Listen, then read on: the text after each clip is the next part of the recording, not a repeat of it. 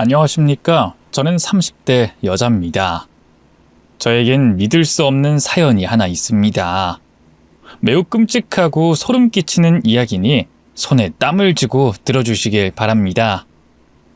그럼 이야기를 바로 시작해 보겠습니다. 저는 매우 평범한 가정에서 자랐습니다.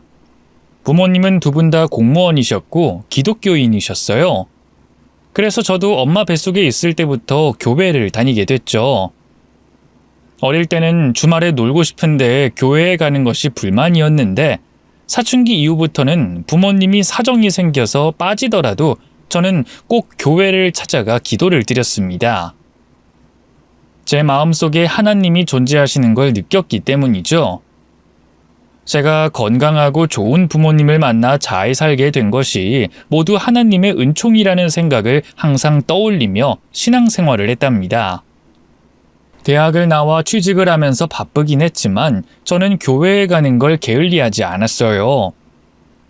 수요 예배, 청년 예배, 주일 예배까지 제 몸이 아프지 않은 이상은 늘 교회를 향했습니다. 그렇게 여러 해를 더 보내자 어느새 제 나이는 30이 넘어갔고 주변 친구들이 슬슬 결혼한다며 청첩장을 돌리는 시기가 왔어요. 저는 결혼이라는 게 먼 나라에서 일어나는 일이라고 여기며 살아왔는데 친구들과 지인들이 동반자를 만나 행복해하는 모습을 보게 되니 저도 그들과 똑같은 행복을 누리고 싶은 욕심이 생겼습니다. 그렇다고 아무나 만나 결혼을 할 수 없는 노릇이니 저처럼 믿음이 강하고 반듯한 사람이 나타나길 목이 빠지게 기다렸답니다. 그런데 제 눈에 차고 마음에도 차는 남자가 보이기 시작했어요.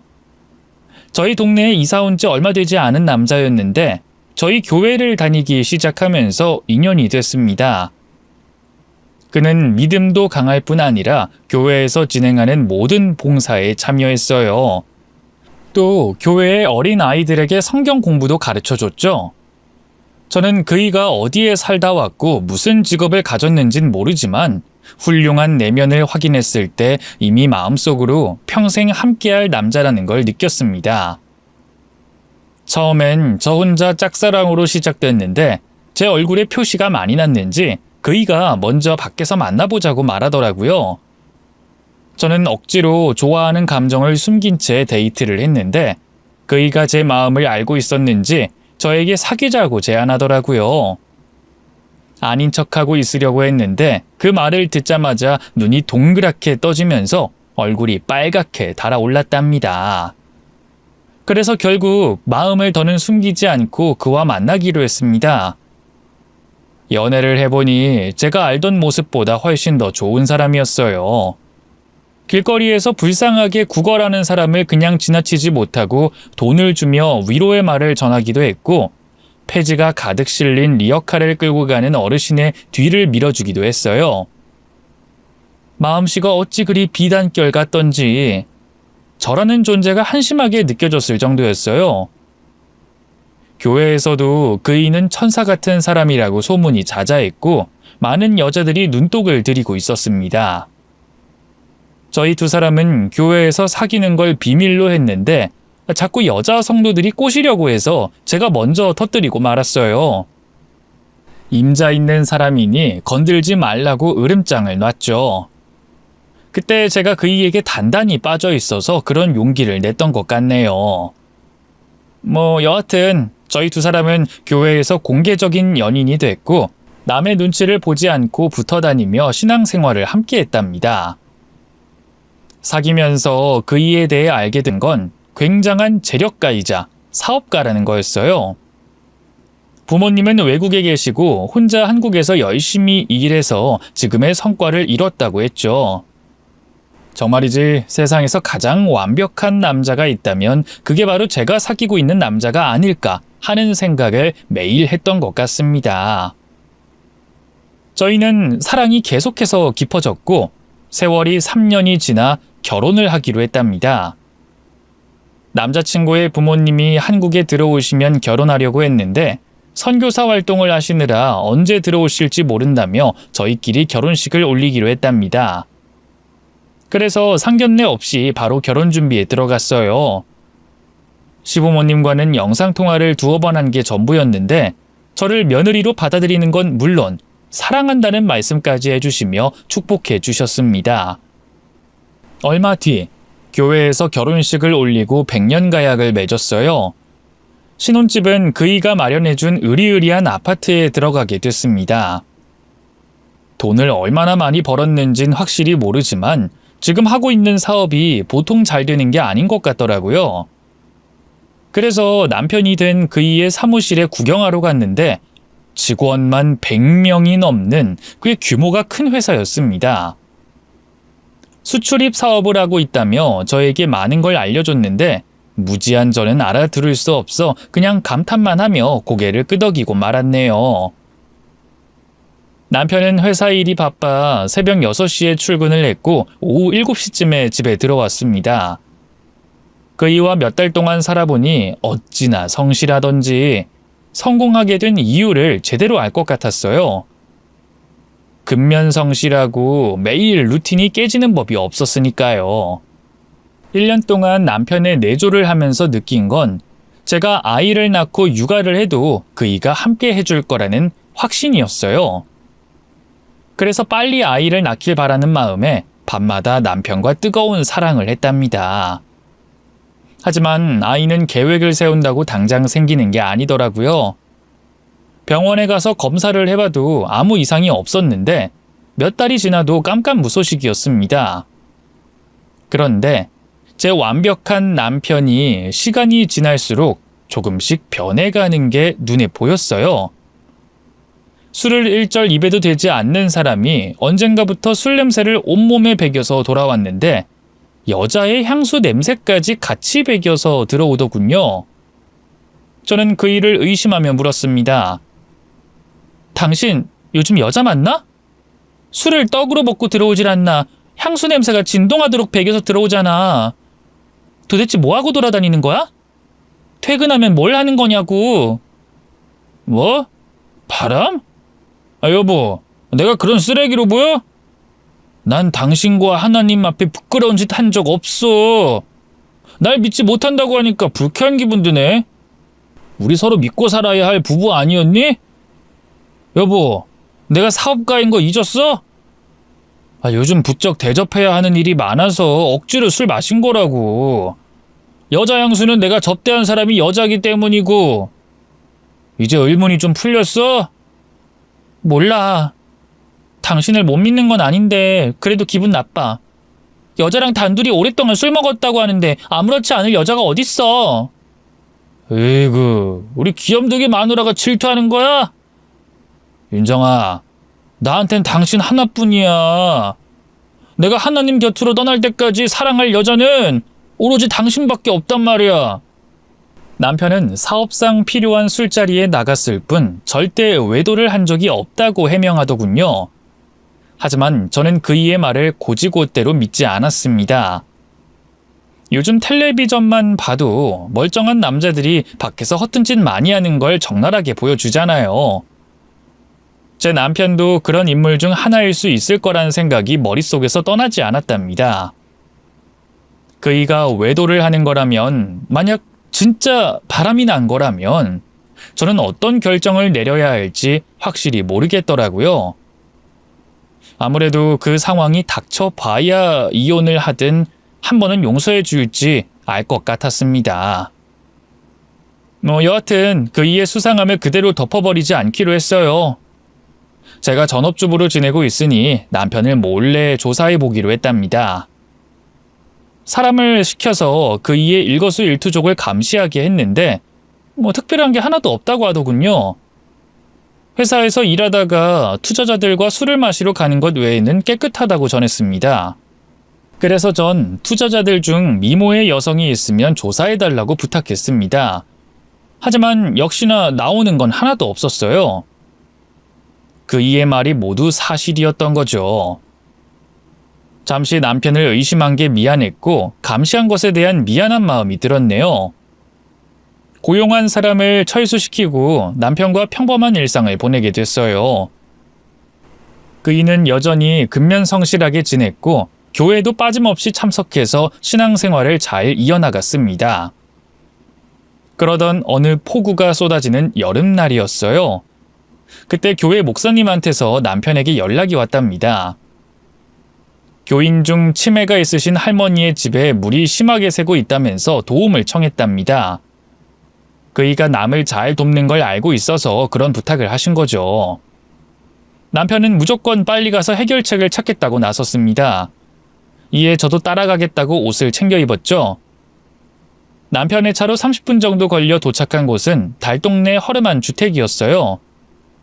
교회 할머니는 그 주택 지하에 세를 들어 사셨기 때문에 폭우 피해를 직격탄으로 맞게 되신 거죠. 저희가 집 안으로 들어갔을 땐 이미 물이 무릎 높이까지 차 있었고 할머니는 싱크대 위에 앉아 계셨어요.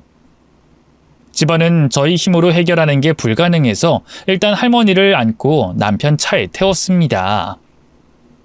어디로 가야 할지 몰라 뭐라고 말할지 고민하고 있었는데 남편이 할머니한테 빙그레 웃으며 말문을 열었어요. 할머니, 당분간은 이 집에서 지내지 못해요. 제가 나중에 청소하고 준비가 되면 다시 이 집으로 모시고 올게요. 그때까진 다른 집에서 지내셔야 할 것 같은데 제가 아는 곳이 있어요. 거기가 어딘데? 난 우리 집 버리고 싶지 않어. 제가 모셔가려는 곳은 할머니 또래가 함께 지내고 있는 집이에요. 쉼터 같은 곳인데 자선사업가가 무료로 장소를 마련해 주셨어요. 거기 가면 따뜻하게 지낼 수 있고 배불리 드시며 지낼 수 있어요. 그리로 모셔가도 괜찮을까요? 그려. 그렇게 좋은 데가 있는 걸 진작 알았더라면 좋았을 건데. 그런데 내가 깜빡깜빡하는 치매라. 그 사람들한테 폐를 끼치는 게 아닌지 모르겠네. 걱정하지 마세요. 아예 거기서 사시는 것도 가능하니까 마음 내려두시고 저만 따라오시면 돼요. 그런데 할머니, 귀중품 같은 거 챙기셨어요? 귀중품은 따로 없고 통장이랑 도장은 챙겼지. 연금은 받아먹고 살아야 하니까. 네, 잘하셨어요. 그럼 바로 쉼터가 있는 곳으로 출발하겠습니다. 그이는 제가 알지 못하는 것을 많이 알고 있었습니다. 봉사활동을 자주 해왔던 사람이라 그런지 어떻게 도움을 드려야 하는지 바로바로 해답이 나오더라고요. 그런데 남편은 차를 타고 먼저 저희 집 앞으로 갔습니다. 저에게 먼저 내리라고 하더군요. 여보, 그 어르신들 지내는 쉼터가 지방 쪽이라 오래 걸릴 거야. 당신은 집에 들어가 있어. 나도 같이 가면 안 될까? 할머니 걱정돼서 같이 가고 싶은데. 아니야. 또 다른 도움이 필요할지도 모르니까 당신은 집에서 쉬면서 연락 받도록 해. 목사님이 다른 피해 받은 분들 있으면 또 연락 줄 거라고. 그래. 그러는 게 좋겠다. 그럼 잘 다녀와. 할머니, 조심히 내려가세요. 그렇게 저는 남편의 차에서 내려 집 안으로 들어갔습니다. 다행히 교회 목사님에게 연락은 오지 않았어요. 비 피해를 받은 사람이 또 없는 것 같아 마음이 놓였죠. 한편 남편은 늦은 밤에 돌아와서 차갑고 피곤한 몸을 뜨거운 몸에 녹여내고 침대에 누웠습니다. 저는 그이가 자랑스러워서 칭찬 한마디를 건넸습니다. 당신 진짜 멋진 사람이야. 발벗고 나서서 도움드리는 걸 보니까 진짜 자랑스러워. 할머니 잘 도착하셨지? 잘 도착하셨어. 거기가 너무 좋아서 다시 달동네 지하방으로 가고 싶지 않다는 말씀까지 하시더라. 그 정도로 좋은 곳이야? 어쨌든 할머니가 무사하다니까 마음이 놓이네. 수고했어, 여보. 하나님이 이웃을 돕고 살라고 하시는 말씀이 있잖아. 난 기독교인으로서 하나님 말씀 수행한 것뿐이야. 그이는 뼛속까지 기독교인이었습니다. 남을 돕는 게 행복하다고 하는 사람이니 정말 아름답고 훌륭해 보였어요. 이렇게 완벽한 남편에게 문제가 있을 리가 없으니 더는 술을 먹고 늦게 들어와도 의심하는 행동을 하지 않았습니다. 모두 일의 연장선이었으니까요. 그런데 얼마 뒤에 교인 한 분이 저를 불러놓고 전할 말이 있다고 하더군요. 윤정자매님, 자네 남편이 어제 다른 아파트에서 나오는 걸 봤는데 혹시 시부모님이 한국에 들어오셨나? 네? 시부모님이요? 아니요, 아직 아프리카에서 선교 활동 중이세요. 근데 제 남편이 다른 아파트에서 나오는 걸 보셨다고요? 아유, 그래. 그 엊그제 평일 낮에 어떤 여자랑 같이 들어가는 걸 봤다니까. 혹시 박 집사가 바람을 피우는 건 아니겠지? 바람이요? 아닐 거예요. 제 남편은 부끄러운 짓 절대 하지 않는 사람이라고요. 아무래도 권사님이 잘못 보신 것 같아요.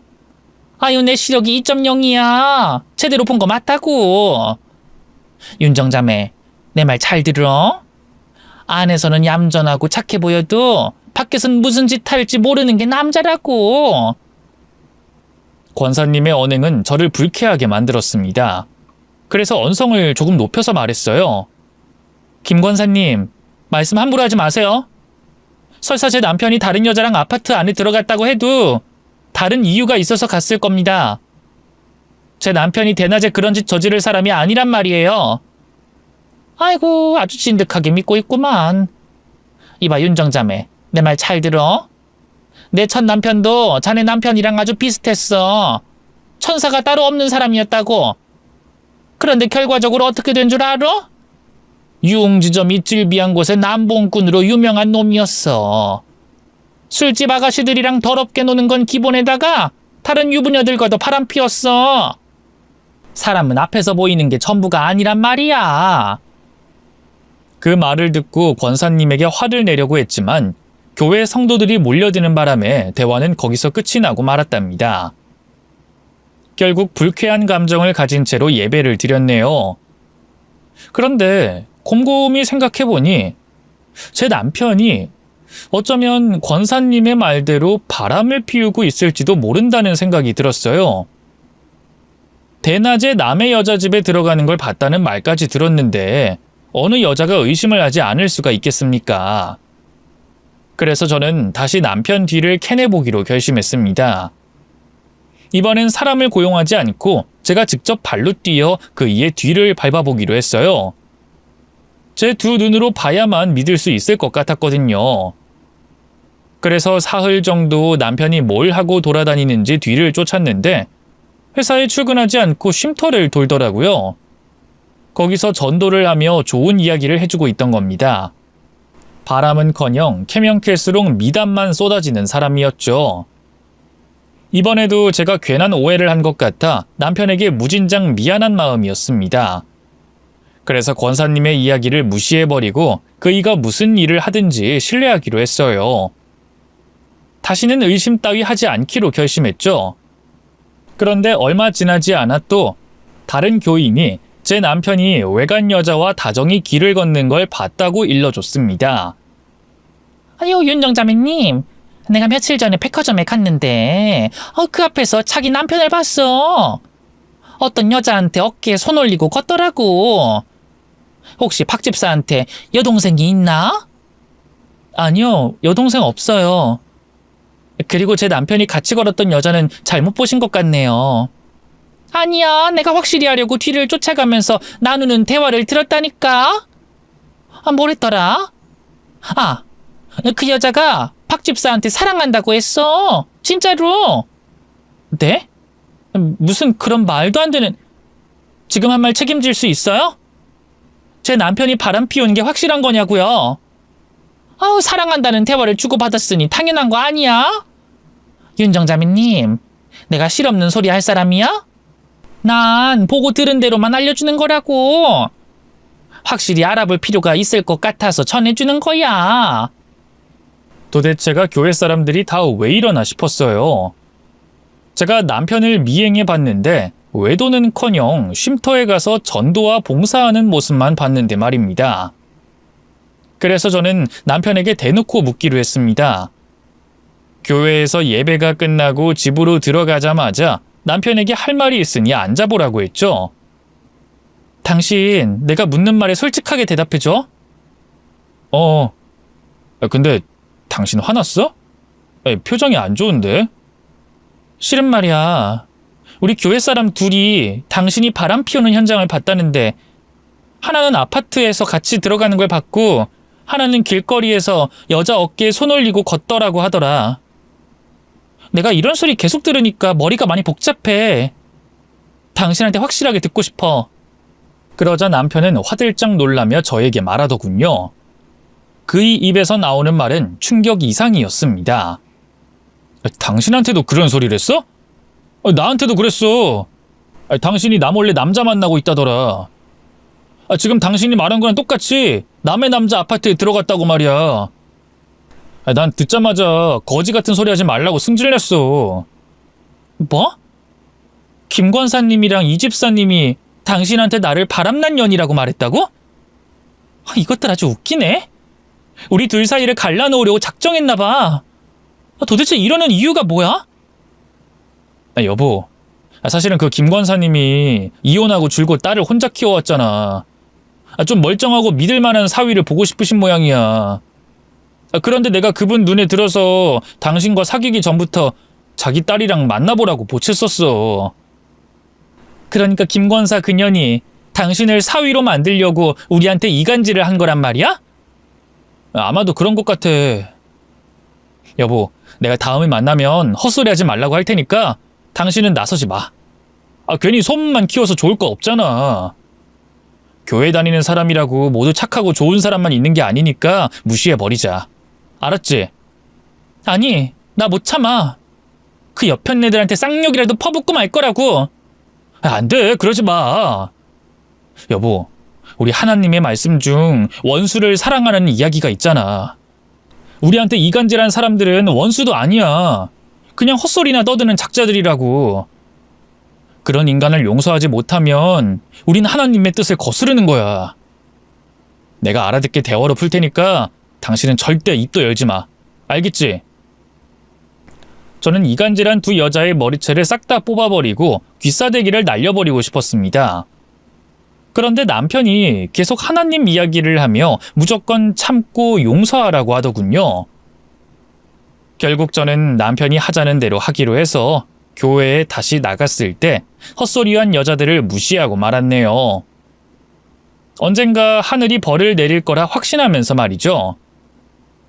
다행히 남편에 대한 이상한 소문은 퍼지지 않았습니다. 제 남편을 사위로 가로채 가려고 했던 김 권사가 다른 교인들에게는 입을 열지 않은 걸 보니 진실이 아니었던 거죠. 그래서 전 속으로 그년들을 비웃고 하찮게 생각하며 넘겨버렸답니다. 이후에는 교인들 중 아무도 제 남편이 바람 피우는 걸 봤다는 소리가 나오지 않았어요. 다행히 다른 이상한 교인은 없는 것 같았습니다.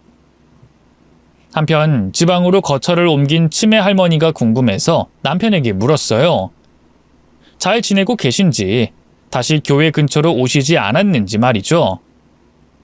여보, 그때 치매 할머니 다시 안 오신대? 누구? 그 폭우 쏟아진 날 우리가 구해드린 할머니 말이야. 당신이 지방에 있는 아파트형 쉼터로 모셔갔다고 했잖아. 그 할머니? 지금 거기가 아주 좋으신가 봐. 나더러 대신 집을 처분해달라고 하셔서 정리해드렸어. 정말? 그런데 왜 나한테 말하지 않은 거야? 나 그동안 할머니 소식 궁금했었는데. 그야 뭐 내가 남을 돕는 게 한두 번이 아니어서 일일이 말하지 않은 것뿐이야. 그래, 알겠어. 당신이 어련히 알아서 잘했겠지. 다행이긴 한데 할머니를 교회에서 다시 못 보는 게 좀 아쉽네. 에이, 그 달동네 지하방에서 지내는 것보다 100번 낫지. 할머니가 옳은 결정하신 거니까 걱정하지 마. 거긴 또래분들도 많고 요양사들도 매일 방문한다고. 남편의 말을 들으니 할머니에 대한 걱정을 내려놓을 수 있었습니다. 그러던 어느 날 오후, 혼자 집에서 청소를 하고 점심을 먹고 있었는데 누군가 초인종을 눌렀습니다. 현관 앞에 가서 누구냐고 물었더니 퀵배달이라고 하더군요. 수신인이 남편 이름으로 왔다고 했어요. 저는 뭔진 몰라도 일단 현관문을 열어 각대 봉투를 전해받고 사인을 하고 배달부를 돌려보냈습니다. 그런데 발신자가 쓰여있지 않아서 궁금하더군요. 그래서 남편 몰래 열어볼까 하는 호기심이 생겼어요. 그런데 잠시 후 남편에게 전화가 걸려왔어요. 그이가 퀵배달 온 게 있냐고 바로 묻더군요. 여보, 혹시 퀵배달 온 거 있어? 방금 문자가 한 통 왔는데? 방금 전에 왔어. 이거 급한 거야? 서류 뭉치 같은데? 내가 회사로 보내라고 했더니 집으로 보낸 모양이야. 여보, 그거 급한 서류니까 내가 지금 집으로 갈게. 그리고 그거 절대 열지 마. 기밀 문서라서 보면 안 되는 거야. 기밀 문서? 당신 회사에 기밀 같은 게 있어? 그럼 당연히 있지. 투자자들이 보낸 것 같으니까 절대 열지 마. 내가 당장 갈 테니까. 내가 가져다 줄게. 지금 회사야? 아니야. 지금 외근 나왔는데 집까지 금방 갈 수 있으니까 조금만 기다려. 그이는 다급한 목소리로 전화를 끊었습니다. 그런데 뭔가 이상했어요. 남편은 성격이 유순하고 느긋한 편인데 속사포로 다다다다다 말을 하니까 느낌이 싸한 기분이었습니다. 이에 저는 아무래도 퀵배달로 온 서류를 열어봐야겠다는 생각이 들었습니다. 그래서 커터칼로 조심조심 봉투를 뜯어서 안에 있는 서류 뭉치를 꺼냈답니다. 뭔지 모를 여러 서류들이 있었는데 그중 남편 명의의 집 문서가 있더군요. 저와 사는 집이 아닌 다른 아파트였어요. 저에겐 다른 집이 있다고 말한 적도 없었고 누군가에게 세를 주고 있다는 말은 전혀 한 적이 없어 이게 뭔가 하고 뒤에 있는 서류를 계속 봤더니 여자 이름으로 체크카드와 신용카드가 수십 장 나오더라고요. 그리고 남편과 다정하게 찍은 커플 사진이 수십 장이었어요. 모두 단 둘이 찍은 사진이었고 여자들의 눈이 행복에 겨운 모습이었습니다. 이건 누가 봐도 외도를 하는 확실한 물증이었습니다. 여자들에게 돈을 보내주고 연애를 하는 게 아니고서야 남의 카드를 왜 가지고 있겠어요? 남편이 만들어줘서 용돈으로 쓰고 있는 것 같았죠. 그래서 저는 마음이 내키는 대로 움직였습니다. 서류 봉투를 들고 등본의 주소로 찾아가 실마리를 찾기로 했답니다. 택시를 타고 등본에 적힌 주소를 찾아가는 중에 남편에게서 연락이 왔어요. 저는 전화를 받고 물었습니다. 당신 아주 지저분한 사람이더라? 이 사진 속 여자들 다 누구야? 당신 애인들이야? 바람을 피우다 못해 수십 명의 여자랑 동시에 연애하고 있던 거니? 여보, 오해야, 오해. 그 사진은 그러니까 바람 피운 게 아니야. 내가 기밀 문서라고 열지 말라고 했잖아. 다른 여자들이랑 웃으면서 찍은 사진이 기밀이었어? 아주 거짓말이 입에 붙어있구만. 나쁜 놈아. 지금 생각해보니까 교회 사람들이 당신이 바람 피우는 걸 봤다는 게 모두 진실이었어. 이간질하는 게 아니었다고. 당신은 나한테 뻔뻔하게 거짓말한 거지. 내 말이 맞지? 여보, 내가 만나서 설명할게. 오해를 제대로 풀어야 할 것 같아. 절대 바람 아니니까 사진만 보고 결정하지 마. 당신 지금 어디야? 설마 그 등본 주소로 가는 중인 거야? 여보, 거긴 가면 안 돼. 절대로 가면 안 된다고. 이 주소로 가면 모든 걸 알게 되는 거야? 그래서 말리는 거지? 이미 도착했거든? 당신이 두 집 살림하는지 세 집 살림하는지 내가 다 알아낼 거야. 그래서 처절하게 개박살 내주겠어. 여보, 살림 차린 거 아니야. 내 말 좀 믿어봐. 여보! 저에게 사정하는 남편의 전화를 뚝 끊어버리고 아파트 입구에서 내려 바로 해당 호수를 찾아 초인종을 눌렀습니다. 이윽고 부수수한 몰골의 여자가 문을 열어주더군요. 누구세요? 저는 박태평 씨 아내 되는 사람입니다. 우리 자기 아내라고요? 우와, 엄청 예쁘다. 얼른 들어오세요. 네? 지금 뭐라고 했어요? 당신 내 남편이랑 바람난 여자 아니에요? 바람이요? 그게 뭐예요? 얼른 들어와서 우리랑 놀아줘요. 태평 오빠가 얌전하게 놀고 있으면 밥도 사주고 선물도 준다고요. 여자와 몇 마디 대화를 나눠보니 아무래도 지적장애가 있는 사람으로 보였습니다. 제가 왜 찾아왔는지도 모르고 반가워서 자기 집안으로 빨리 들어오라며 손을 잡아 끌더군요. 이윽고 집 안으로 들어갔더니 부수수한 여자가 4명이나 더 있더군요. 퍼즐 게임을 하고 있었는데 집중하느라 저에게 시선을 주지 않았습니다. 그래서 봉투 안에 있던 남편과 찍은 여자가 맞는지 한 명씩 얼굴을 제대로 확인해 봤는데 모두 맞았어요. 여기에 없는 여자가 많긴 했지만 4명의 여자는 모두 남편과 다정하게 사진을 찍었고 카드의 주인이었던 겁니다. 저는 빨리 이 상황이 어떤 것인지 해소하려고 저에게 문을 열어준 여자에게 질문을 던졌습니다. 이봐요. 당신이 왜 내 남편하고 사진을 찍은 거예요? 그리고 이 신용카드랑 체크카드들은 전부 뭐예요? 이거 다 한꺼번에 만든 것 같은데 왜 만든 거죠? 사진이요? 아, 그거 태평 오빠가 찍어주면 돈 준다고 해서 찍었어요. 그리고 카드는 태평 오빠가 통장 빌려주면 카드 만들어준다고 했어요. 우리 통장은 방에 있는데 보여줄까요? 네, 보여주세요. 얼른요. 여자는 불이 나게 방으로 달려가 서랍에 있던 통장들을 가지고 나왔습니다. 하나씩 펼쳐보니 계좌 이체를 한 흔적이 보이더군요. 제 남편의 계좌로 말이죠. 여자들이 남편에게 돈을 보내준 이유가 뭐냐고 물었더니 그렇게 해야 예쁨 받는다는 소리를 하더군요.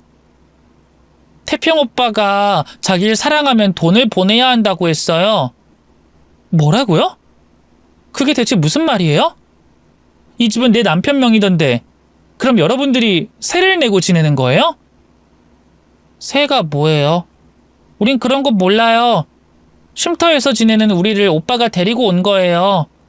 그래서 여기서 잠도 자고 밥도 먹어요. 그리고 취직해서 일도 하고 있다고요. 월급 받으면 오빠한테 주고 칭찬 들어요. 우린 그게 아주 신나요. 오빠가 행복한 게 우리의 행복이거든요. 그러니까 쉼터에서 여기로 왔고 장애인 연금을 매달 제 남편한테 보낸다는 거죠? 그리고 일해서 버는 돈까지 다 넘겨주고 있고. 아, 미치겠네. 이 인간 도대체 뭐 하는 놈이야? 바람을 피운 게 아니라 장애인들 데려다가 착취하고 있던 거야? 알고 보니 남편은 교인들 눈에 걸려든 게 모두 장애인 여성을 데리고 이 집으로 데려온 모양이더라고요. 취직도 시켜주고 잘 먹고 살게 해주겠다고 꾀어서 말이죠. 그런데 실상은 그게 아니라 장애인들에게 돈을 뜯는 악독한 개쓰레기였던 겁니다. 오늘 서류가 저희 집으로 온 건 흥신소에서 여직원을 시켜 카드를 만들고 보내준 모양이었습니다. 치밀하게 일을 벌인 걸 보니 한두 번 해본 솜씨가 아니었죠. 저는 주방으로 가서 여자들이 어떻게 먹고 지내는지 확인하려고 냉장고 문을 열었어요. 그 안에는 배달 음식이 가득하더군요. 돈을 뜯어내면서 대충 먹고 살게 해준 거죠. 집 청소 상태도 개판이었습니다. 방문을 열자 온갖 악취가 뿜어져 나왔답니다. 그런데 잠시 후 현관문이 열리며 다른 여자들이 들어왔어요. 역시나 지적장애가 있는 사람들이었는데 식당에서 일을 끝내고 돌아온 모양이더라고요.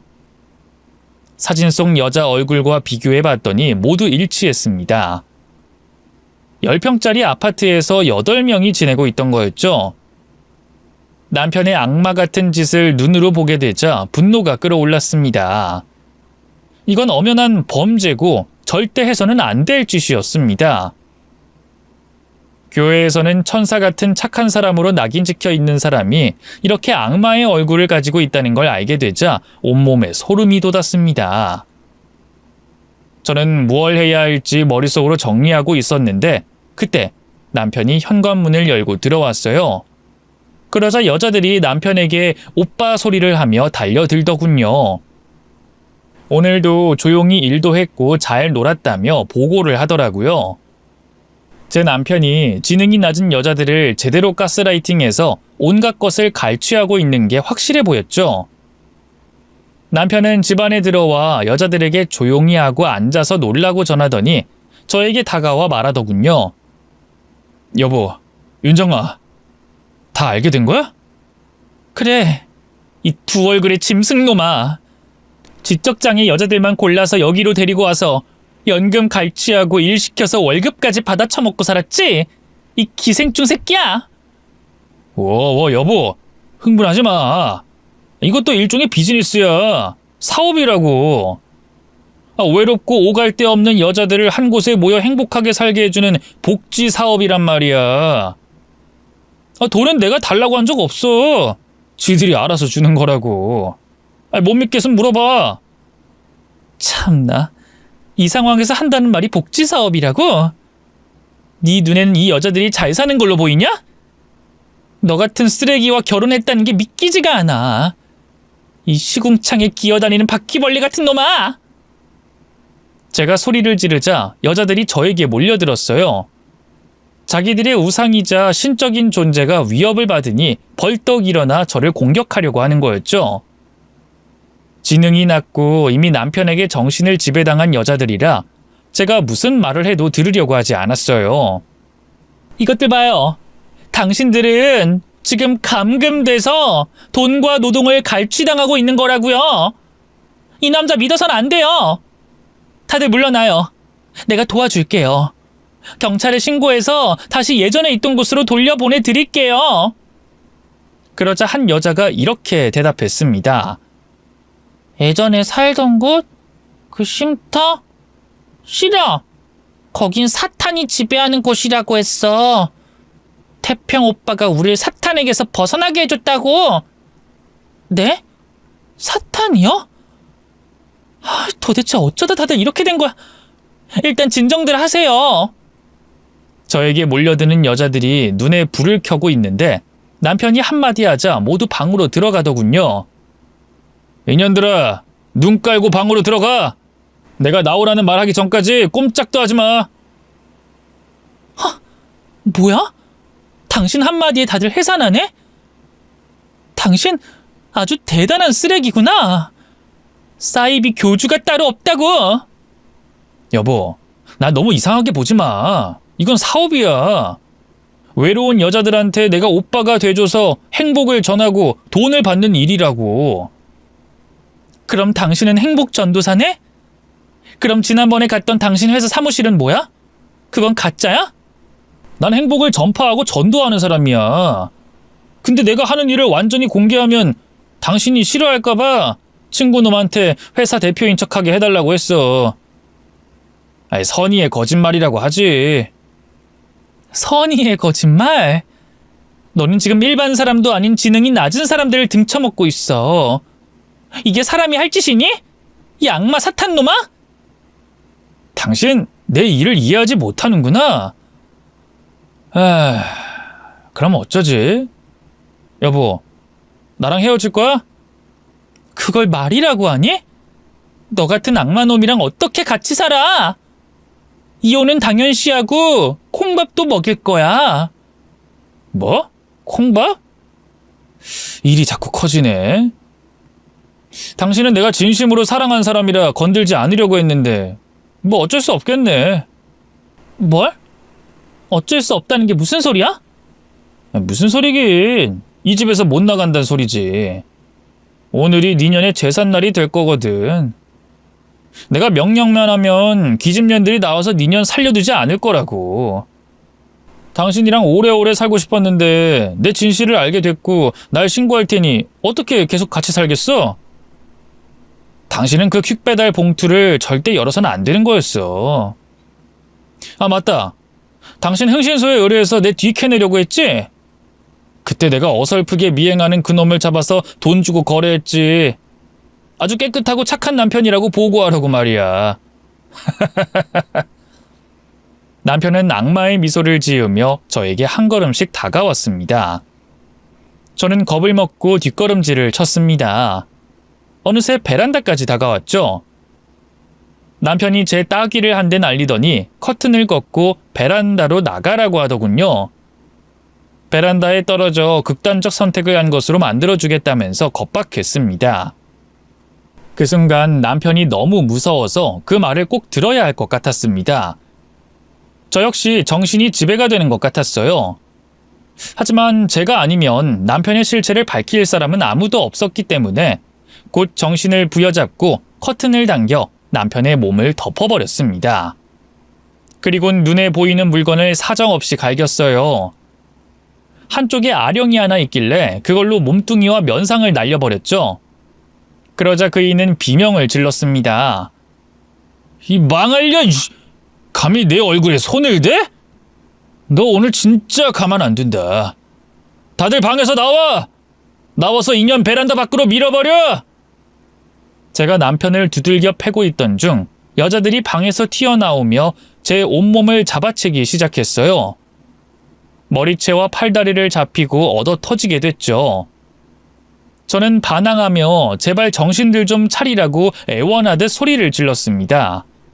하지만 아무도 제 말을 들어주지 않아 저는 몰매를 계속 맞았답니다. 그러다 제 살길과 남편을 처벌할 방법은 신고밖에 없다는 생각이 들어 호주머니에 있던 핸드폰의 긴급 신호 버튼을 눌렀습니다. 신고 내용을 말할 수 있는 상황이 아니어서 소리를 지르며 도와달라고만 외쳤죠. 특수한 범죄 사건이라는 걸 감안한 경찰은 발빠르게 출동을 했어요. 거의 3분 만에 현관문을 박살내고 들어왔답니다. 경찰들은 저를 공격하는 지적장애 여성들을 뜯어 말렸고 저에게 어떻게 된 일이냐고 물었습니다. 모든 사실을 전하고 남편을 가리키려고 하는데 집안엔 그의 모습이 보이지 않았습니다. 경찰들이 여자들을 뜯어 말리는 과정에 몰래 도망을 간 거죠. 남편은 잡지 못했지만 집안의 여성들을 모두 경찰서로 데려가 조사를 하게 됐습니다. 정신적 지배와 금품 갈취, 노동 착취 등의 범죄만으로도 남편은 무조건 실형인데다 아주 오랫동안 감옥에서 썩어야 한다고 했죠. 여자들은 다행히 심리치료사들에게 데려가 지속적인 치료를 하며 쉼터에서 지내기로 했답니다. 그리고 남편의 여죄를 조사하는데 서울 경기도의 아파트 몇 곳을 월세로 마련해서 그 안에 지능이 떨어지는 여자를 꿰어 장애인 연금과 노동에서 번 돈을 갈취하고 있답니다. 그 돈이 한 달에 수천만 원에 이른다고 하더군요. 형사들도 이런 악질은 살다 처음이라며 혀를 찼습니다. 형사들은 남편을 추적했지만 일주일이 지나도록 잡지 못했어요. 어디로 사라졌는지 흔적이 남아있지 않아 곤욕을 치르고 있었죠. 그런데 하나님이 용서할 리가 없었으니 저에게 기회를 주셨습니다. 제가 아직 남편과 살던 집에서 지내고 있었는데 그이가 몰래 창문으로 들어온 거예요. 집이 2층이라 마음만 먹으면 성인 남자가 넘어오기 쉬웠죠. 아마도 숨겨둔 통장이든 여권이든 가지러 온 모양이었습니다. 그게 아니라면 저에게 복수를 하러 왔겠죠. 그런데 남편은 제가 마지막으로 생각한 복수 때문에 찾아왔습니다. 그이가 침대에 누워 눈을 감고 있던 저를 툭툭 치더군요. 야, 자냐? 잠이 와? 내 인생 종치게 해놓고 자빠져서 잠이 오냔 말이야. 당신 왔어? 어서 와. 기다리고 있었어. 뭐라는 거야, 이 망할년이. 넌 내가 무섭지도 않냐? 내가 해코지하면 어쩌려고. 이년 배짱 좋네. 나 지금 절벽 위에 서 있는 상황이라 무슨 짓 할지 모르는데 안 무서워? 하나도 안 무서워. 그리고 당신은 나한테 해코지 못해. 왜냐면 지금 이 집에 형사들이 잠복 중이거든. 모두 나오세요. 제 말에 침대 밑에서 1명, 주방 식탁 밑에서 1명, 장롱 속에서 1명, 그리고 창밖에도 형사가 지키고 섰답니다. 뭐야? 내가 여기 올 거라는 걸 어떻게 알았지? 이런 젠장! 가까이 오지 마! 어떻게 알긴. 내가 당신이 사라진 날에 형사님들이 집안을 샅샅이 뒤져봤지. 그런데 골드바랑 위조 신분증이랑 여권이 나오더라? 넌 이걸 버리고 절대 떠날 수 없다는 걸 알았단 말이야. 이제 알겠니?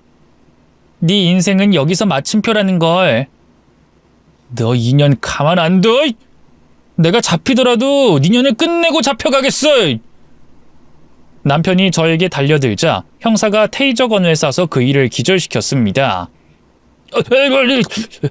이거 뭐야? 돼지가 아프네. 그렇게 남편은 기절한 채로 형사들에게 업혀 끌려갔습니다. 저는 떠나가는 경찰차에 손을 흔들었답니다. 이후 남편의 숨겨둔 재산을 모두 찾아내서 피해자들 모두에게 돌려주게 됐습니다.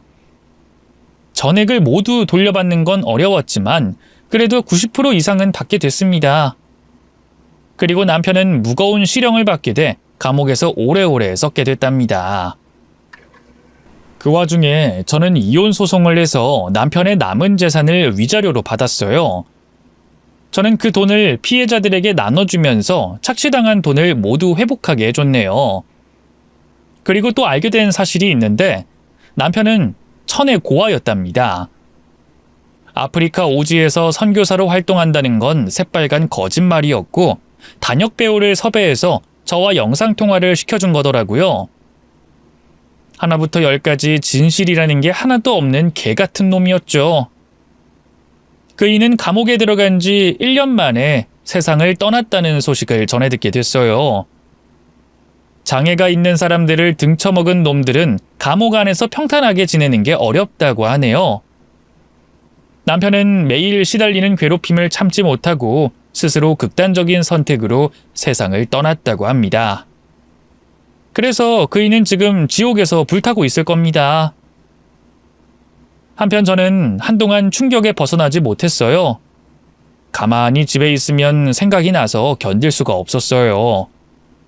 그래서 교회에서 연결해주는 봉사단체에 들어가 매주 힘들게 사는 타인을 위해 봉사활동을 열심히 했답니다. 제가 남을 위로해주는 거라 생각했는데 알고 보니 도리어 제가 위로를 받았고 치유하게 됐네요. 이런 이유로 좋은 일을 하고 사는 사람들이 많은 것 같습니다. 2년이 지난 지금은 같이 봉사를 하던 남자와 결혼해서 잘 지내고 있고 뱃속에 아이도 생겨서 내년 초에는 엄마가 될 예정이랍니다. 여러분, 이 충격적인 제 사연을 모두 들려드렸는데요. 어떠셨나요? 많이 충격적이죠? 세상에 다양한 미친 것들이 많다는데 제 전남편은 역대급인 놈 같습니다. 항상 사람 조심히 만나시길 바라며 이만 글을 줄이겠습니다. 감사합니다.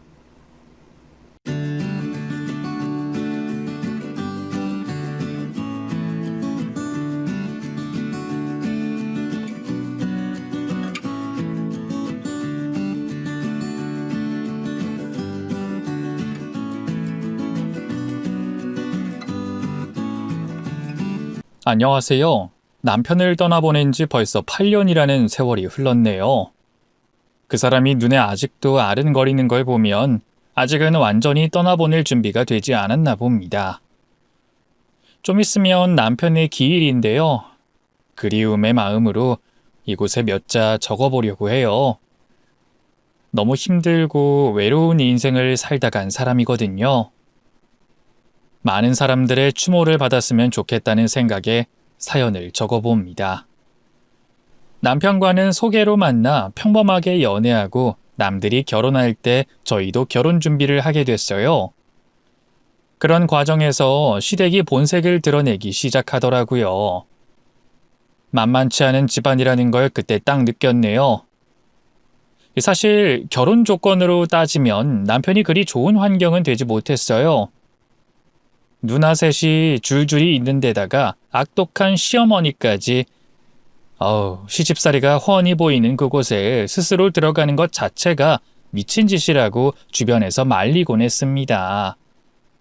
하지만 사랑이 뭔지 참. 그때는 그게 귀에 들어오지 않았네요. 집안의 유일한 아들이었기 때문에 시부모님 또한 제 남편에 대해 기대하는 것도 많았고 바라는 것도 많으셨어요. 결혼 전에 시어머니는 저를 따로 부르시더니 종이를 몇 장 건네주시더라고요. 종이에는 빽빽하게 글씨가 적혀 있었어요. 제가 결혼하고 지켜야 할 일명 며느리 의무 목록이었죠. 우리 집안에 시집 오려면 기본적으로 지켜야 할 사항이다. 달달 외워. 누가 보면 무슨 재벌가의 시집 가는 며느리인 줄 알겠지만 전혀 그럴 만한 집안은 아니었어요. 어머님께 말을 들어보면 가난한 집안에서 대를 잇기 위해 아들을 낳으려고 줄줄이 딸을 낳은 뒤 귀하게 얻은 아들이라 금이야 오기야 정성껏 키우느라 돈이 많이 들었다고 하더라고요.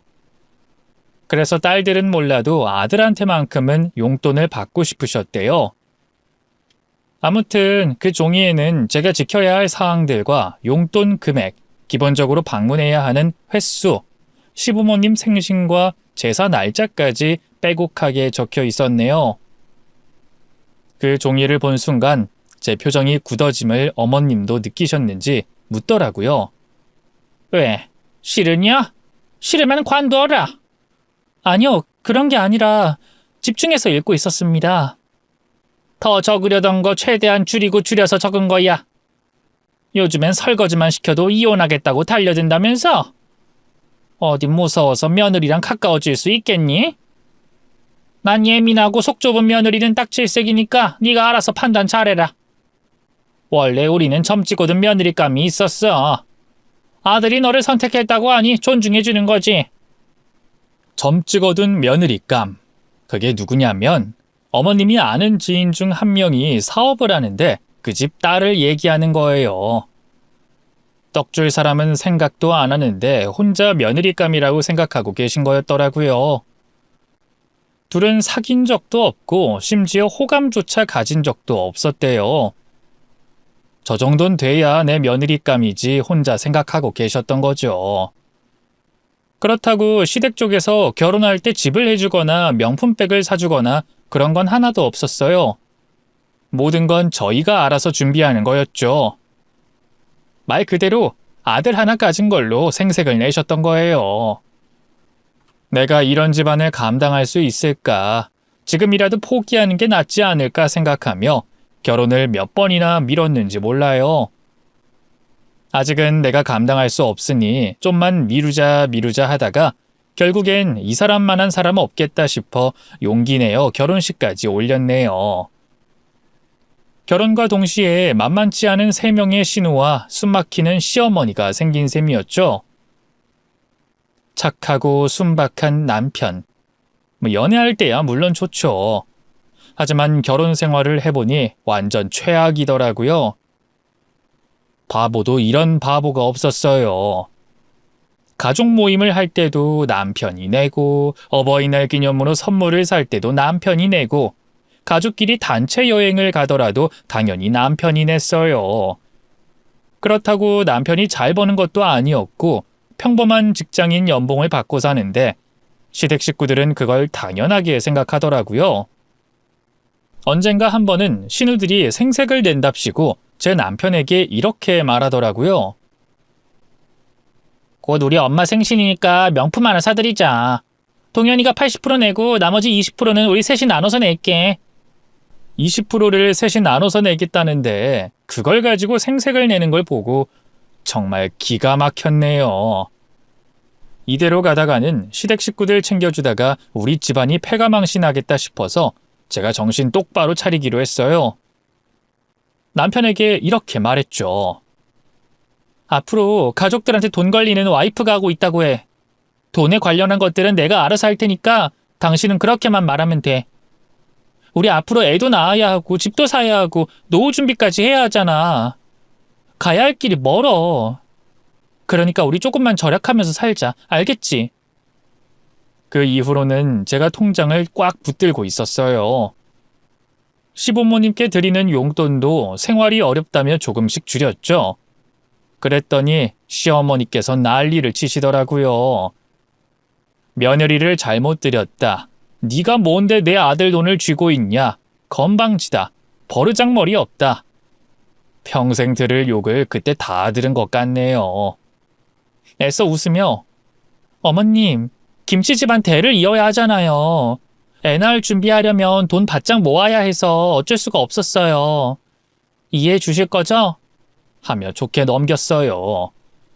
신우들은 셋이서 단톡방이 있는데 거기서 한참 제 욕을 했나 봐요. 그걸 어떻게 알았냐면 신우 중 한 명이 실수로 가족 전체 단톡방에 제 욕을 써놓은 거예요. 이런저런 말들로 해명하긴 했지만 뻔하잖아요. 굴러온 돌이 박힌 돌 빼낸다고 제가 얄미웠던 거겠죠. 하지만 그 집안에서 살아남으려면 뻔뻔해질 수밖에 없었어요. 하지만 그것도 한계가 있었네요. 시댁 식구들이 똘똘 뭉쳐 저를 악인으로 몰아가고 있는데 남편은 애매하게 이러지도 못하고 저러지도 못하더라고요. 화가 나서 남편에게 소리친 적도 있어요. 지금 당신의 역할이 가장 중요한 거 몰라? 내가 지금 이 집안에서 나쁜 년이 돼가고 있잖아. 아내가 이런 취급받는데 왜 가만히 있는 건데? 가만 보면 당신 가족들한테 무슨 빚진 사람처럼 행동하는 것 같아. 왜 그렇게 주눅들어 있는데? 곱게 자란 아들이잖아. 엄마한테 어리광도 부리고 떼도 쓰고 때로는 원하는 거 말할 수도 있는 거잖아. 왜 이렇게 혼자 철이 들어 있는 건데? 미안해. 내가 노력할게. 노력한다는 말만 하지 말고 제발 행동으로 좀 보여줘. 제일 큰 이혼 사유가 고부 갈등인 거 몰라? 나 지금 시댁 식구들 때문에 머리가 지끈거리거든? 가족만 중요하고 아내는 안 중요해? 당신한테 부모님이 그렇게 큰 존재야? 아내를 잊고 살 만큼? 아니, 부모님이잖아. 키워주신 은혜에 보답하고 싶은 마음 때문에. 부모라면 자식을 당연히 키워줘야 하는 거야. 그건 의무라고. 아무튼 난 이제 요구할 건 요구해야 한다고 생각해. 이쁨 받지도 못하는데 내가 노력할 필요가 있어? 난 나를 좋아해주고 아껴주고 사랑해주는 사람한테만 보답할 거야. 그러기에도 시간은 턱없이 부족해. 더 이상 지치고 힘들어서 며느리로서의 의무를 포기한 적도 있었어요. 그랬더니 남편이 중간에서 진땀을 빼더라고요. 며느리가 갑자기 버릇없이 나오니 단단히 벼르고 계셨던 게 분명했어요. 얼마 후 시어머니는 신우들을 대동해서 저희 집에 난입하셨어요. 그리고 대뜸 이런 말을 꺼내시더라고요. 앞으로 내가 여기서 살아야겠다. 내가 오갈 데가 없어졌거든. 네? 갑자기요? 아들이 하도 용돈을 안 주니 생활비가 없어서 집 팔아버렸지 뭐니. 이 늙은이가 갈 곳이 어디 있겠니? 우리 아들이 책임져 주겠지 뭐. 넌 신경 쓰지 마라. 아들 오면 그때 얘기하자꾸나. 정말 미치고 팔짝 뛸 노릇이더라고요. 시어머니는 작정하고 방 하나를 점령하시더니 그때부터 한 발자국도 나가지 않더라고요.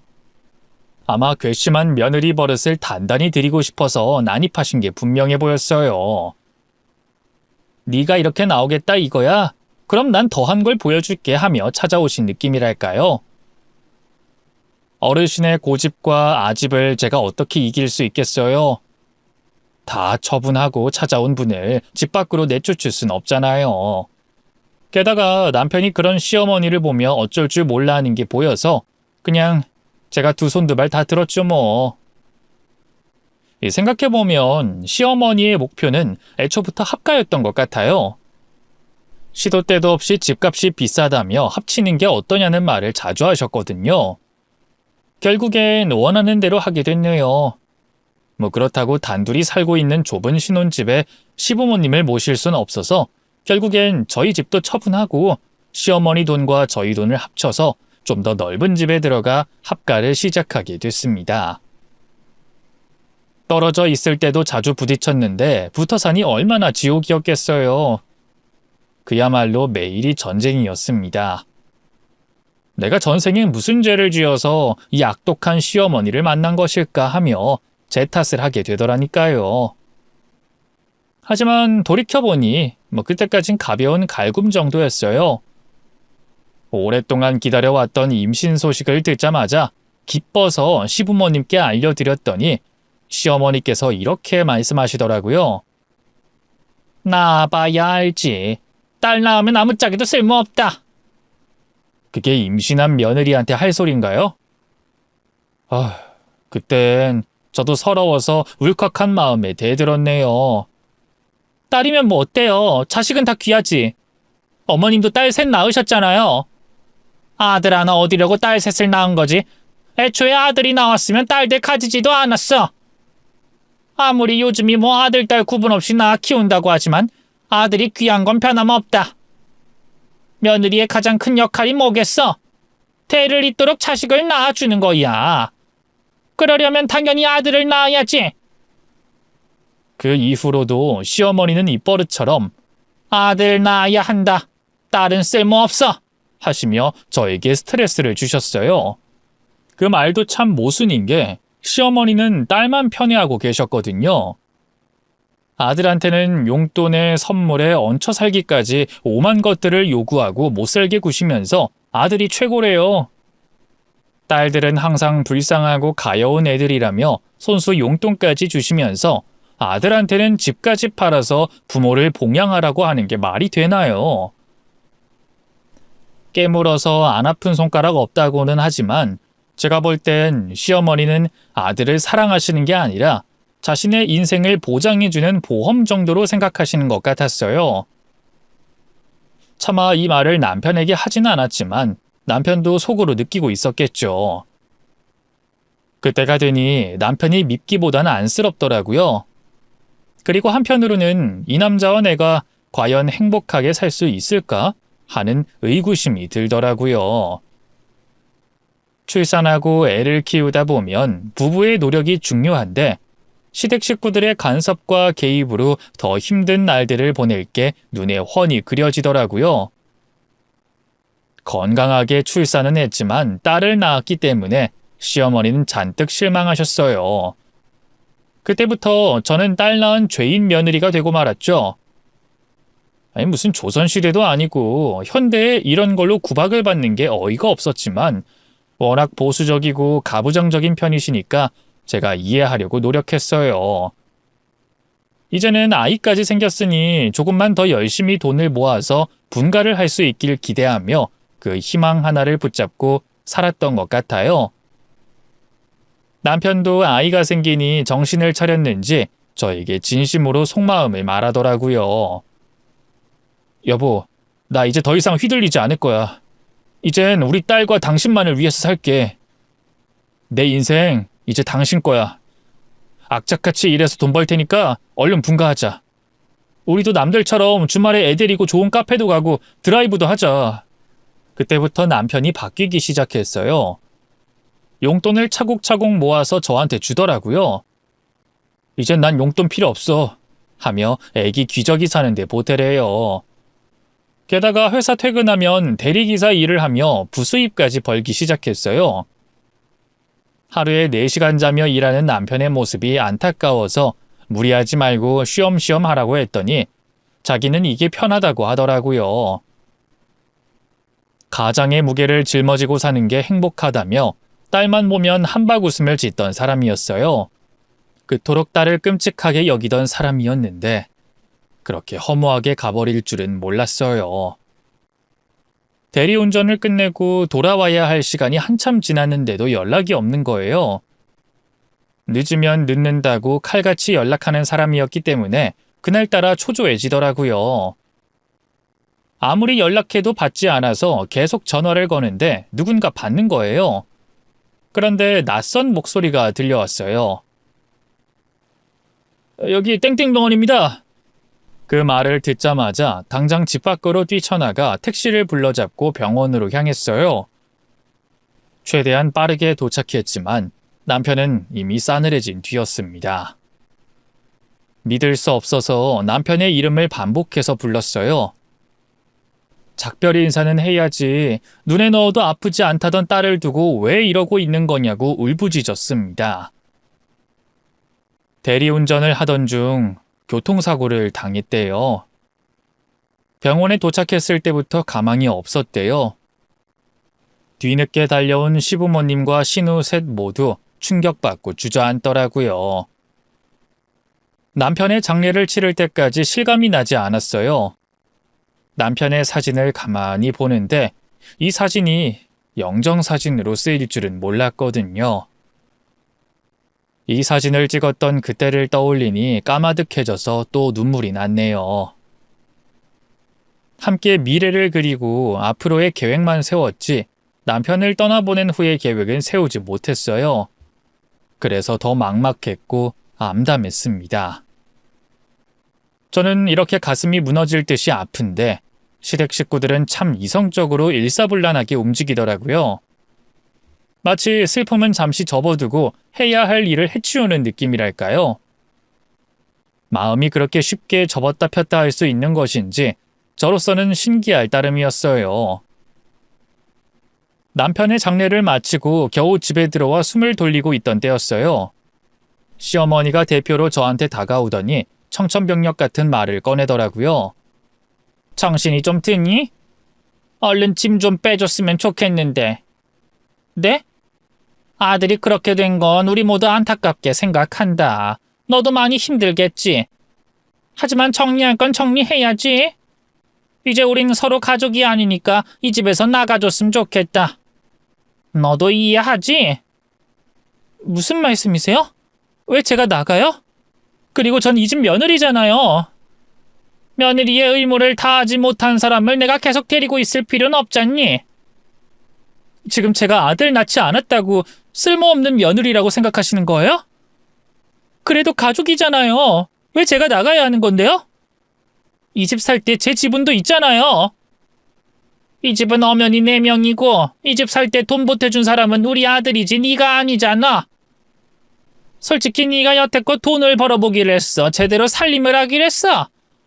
그렇다고 대를 이을 아들을 낳아주기로 했어. 결혼하기 전에 약속한 걸 제대로 지킨 게 아무것도 없잖아. 내가 너라면 눈치껏 짐 싸서 나갈 것 같은데 어떻게 된 게 눈치도 없니? 긴 말 필요 없고 당장 나가. 저 억울해서 못 나가요. 남편 잃은 것도 억울해 죽겠는데 어린 딸 하나 데리고 이 추운 날 밖으로 나가라고요? 저 여태껏 며느리로서 최선 다했어요. 왜 제가 노력한 건 모른 척하는 건데요? 어떻게 손녀를 밖으로 내쫓을 생각을 하시냐고요? 너무 잔인한 거 아니에요? 손녀고 뭐고 이젠 우리 가족 아니라니까? 그리고 남편 잃은 네가 억울하겠니? 하나뿐인 아들 잃은 내가 억울하겠니? 너는 다 잊고 새 출발하면 그만이지만 우리는 대를 이을 핏줄이 끊겼어. 네가 우리만큼 억울해? 별것도 아닌 거 가지고 억울하니 어쩌니 불쌍한 척하지 말고 당장 나가. 솔직히 난 너 얼굴도 보기 싫다. 우리 아들 봐서 며느리랑 겨우 붙어 살고 있었던 거지 너랑 사는 거 아주 고역이었어. 막말로 너 때문에 우리 아들 죽은 거나 마찬가지인데 우리가 널 곱게 볼 수 있겠어? 여자 하나 잘못 만나서 그래. 네 팔자가 세서 우리 아들이 그렇게 간 거다. 맘 같아서 네 멱살이라도 잡고 싶은 심정이야. 내 아들 살려내라고. 너 말고 다른 좋은 여자 만나서 좋은 집안에 장가갔으면 밤늦게 대리운전 다녔겠니? 처자식 먹여 살리느라 그렇게 된 건데 넌 먼저 간 남편한테 미안하지도 않어? 그 말을 듣는데 할 말이 없더라고요. 그렇게 저를 몰아세우시는데 저도 모르게 눈물이 나왔습니다. 시어머니 말이 틀리지 않은 것 같더라고요. 제가 멍하니 앉아 가만히 있으니 신우셋은 제 짐을 대신 싸서 저에게 쥐어줬습니다. 그렇게 저는 외투 하나 걸칠 틈 없이 맨몸으로 한겨울에 그 집에서 쫓겨났어요. 딸을 안고 정신 잃은 여자처럼 천천히 눈길을 걷는데 하나도 춥지 않더라고요. 그렇게 목적지 없이 하염없이 걷고 있는데 뒤에서 누군가가 절 부르더라고요. 올케, 잠깐만. 뒤돌아봤더니 셋째 신우가 저를 향해 걸어오고 있었어요. 3명의 신우 중 그나마 말이 통했던 신우이기도 해서 작별 인사를 하러 오나보나 했죠. 신우는 상자 하나를 들고 오더니 저한테 내밀더라고요. 이거 받아. 이게 뭔가요? 동현이 유품인데 보면 알 거야. 아무튼 올케, 우리 집안 사람들 때문에 상처받은 거 너무 마음 쓰지 마. 내가 봐도 좀 이상한 집구석이긴 하니까. 앞으로는 좋은 사람들 많이 만나고 행복하길 바랄게. 추우니까 얼른 어디 들어가. 그러다 감기 걸려. 전 결국 갈 곳이 없어서 친정집으로 향했습니다. 하나뿐인 딸 시댁에서 이쁨 받고 살 줄 알았는데 남편도 잃고 시댁에서 쫓겨났다고 하니 저희 부모님도 눈물을 흘리시더라고요. 다행히도 저희 딸은 친정엄마가 케어해 주시기로 했고 저는 일자리를 구해보기로 했어요. 그렇게 바쁘게 살면서 남편의 유품을 꺼내볼 생각을 하지 않았네요. 사실 그 상자가 내내 마음에 걸리긴 했지만 열어봤자 마음만 아프고 눈물을 쏟을 게 뻔했기 때문에 차마 용기가 나지 않았어요. 그러다가 마음이 어느 정도 차분해질 때쯤 그 상자를 열어보게 됐습니다. 그 안에 엄청난 진실이 담겨 있을 거라고는 상상도 하지 못했어요. 그 안에는 남편의 아기 때 사진이 들어있었고 보육원 서류, 태어난 날짜와 시간이 적힌 종이가 들어있었어요. 그리고 갓난아기를 맡기게 되어 죄송하고 감사하다는 편지 한 통이 들어있었습니다. 이 모든 퍼즐을 맞춰보니 한 가지 결론이 나더라고요. 남편은 갓난아기 시절부터 부모님으로부터 버림받아 보육원에 맡겨졌던 것이었어요. 그리고 시부모님은 그런 남편을 입양했던 거였습니다. 처음 알게 된 사실이라 너무 혼란스럽더라고요. 저는 그 사실을 알게 되자마자 신우에게 연락해서 만나자고 했습니다. 선뜻 만남에 응해주더라고요. 만나자마자 단도직입적으로 물어봤어요. 정말 우리 남편이 입양하였어요? 우리 부모님이 동현이를 아기 때 입양했어. 동현이 빼고 우리 가족 모두 알고 있는 사실이야. 동현이를 입양했을 때는 나도 어렸을 때라 기억은 잘 안 나는데 나중에 첫째 언니가 말해주더라. 그럼 우리 남편은 자기가 입양됐다는 걸 몰랐다는 거예요? 딱히 부모님이 말해주진 않으셨어. 애 교육상 안 좋을 거라고 우리한테도 입단속 시키셨지. 알잖아. 우리 집안이 워낙 가부장적인 거. 아들을 낳아야 했는데 딸만 셋을 낳았으니 얼마나 답답했겠어. 넷째를 갖고 싶어도 그게 아들일 거라는 보장이 없으니까 자연스레 입양을 생각하셨던 거겠지. 우리 엄마가 워낙 할머니한테 구박을 많이 받고 살았거든. 그 흔한 아들 하나 못 낳았다고. 오죽했으면 배 아파 낳은 자식이 아니라 남의 새끼를 입양했을까 싶어. 그래도 우리 부모님이 동현이를 열심히 키우셨어. 친자식 못지않게 귀하게 키우셨지. 근데 입양 서류를 저한테 주신 이유가 뭐예요? 모른 척 넘어갈 수 있었을 텐데 어머님 말씀대로 전 이제 남이나 마찬가지잖아요. 생각해보니 동현이 인생이 정말 불쌍하더라고. 세상을 떠날 때까지 친부모 얼굴도 보지 못했잖아. 우리가 그 기회를 날려버린 것 같아서 죄책감이 들더라. 만날 기회가 있었나요? 있었지. 근데 우리 쪽에서 보여주지 않았어. 우리 부모님 입장에서는 입양한 아들이 커서 친부모 찾아가면 핏줄이 끊기는 거니까 걱정이 많이 됐나 봐. 그래서 친부모가 동현이 다시 찾는다는 소리 들었을 때도 숨겼어. 없는 척 도망간 척 모른 척하고 살았지. 일부러 못 찾게 혼란을 줬나 봐. 그래서 그쪽도 친아들을 평생 동안 찾을 수 없었다고 들었어. 우리 집안의 욕심으로 인해서 자식을 찾지 못했던 거지. 난 다른 건 몰라도 동현이한테 진실을 말해주지 않은 게 정말 미안하더라. 자신이 입양된 줄도 모르고 친부모가 자신을 찾는 줄도 모른 채로 그렇게 가버린 거잖아. 얼마나 인생이 허무하겠어. 자신을 가장 사랑한다고 생각했던 부모가 자신을 속여왔던 거니까. 아무튼 옳게. 내가 옳게한테 동현이 유품 전해준 이유는 딴 거 없어. 그래도 동현이 친부모님은 동현이 근황을 알아야 하잖아. 내가 나서서 뭘 하기에는 좀 그러니까 옳게가 대신해줬으면 해서. 친부모님께 동현이 근황을 좀 전해줘. 그쪽도 애타게 동현이 찾고 있을 거야. 이게 동현이를 위해서 내가 마지막으로 해야 할 일 같아서 옳게한테 부탁하는 거야. 창고 정리하는데 이 상자가 먼지가 잔뜩 쌓인 채로 구석에 처박혀 있더라. 동현이의 유일한 과거인데 이렇게 보관되는 게 마음 아파서 가지고 나온 거야. 부디 동현이가 편안하게 눈 감을 수 있게 옳게가 좀 도와줘. 그 말을 듣는데 뜨거운 눈물이 쏟아지더라고요. 그쪽 식구들은 남편이 아무것도 몰랐을 거라 생각했겠지만 제 생각은 달라요. 남편의 소극적인 태도, 눈치 보는 태도, 그리고 키워주신 분들이니 보답해야 된다는 말을 버릇처럼 한 걸 보면 분명히 자신이 입양됐다는 사실을 알고 있었던 것 같아요. 저는 느낄 수 있었어요. 그래서 시어머니가 그렇게 요구하는 게 많은데도 순순히 다 들어주고 있었던 거예요. 그런 마음의 짐을 지고 있으면서도 아내인 저한테도 허심탄회하게 풀어놓지 못했던 남편의 인생이 너무 불쌍해서 눈물이 멈추지 않았습니다. 그런 제 모습을 보며 신우도 조용히 눈물을 훔치더라고요. 그래도 진실을 알려준 사람이 단 한 사람이라도 있다는 사실에 감사했습니다. 신우가 아니었더라면 저는 남편의 과거를 몰랐을 거예요. 정말 이기적인 집안이죠. 대가 끊어질까봐 아들을 입양해서 친부모도 안 보여주고 숨기고 살았던 게 말이 되나요?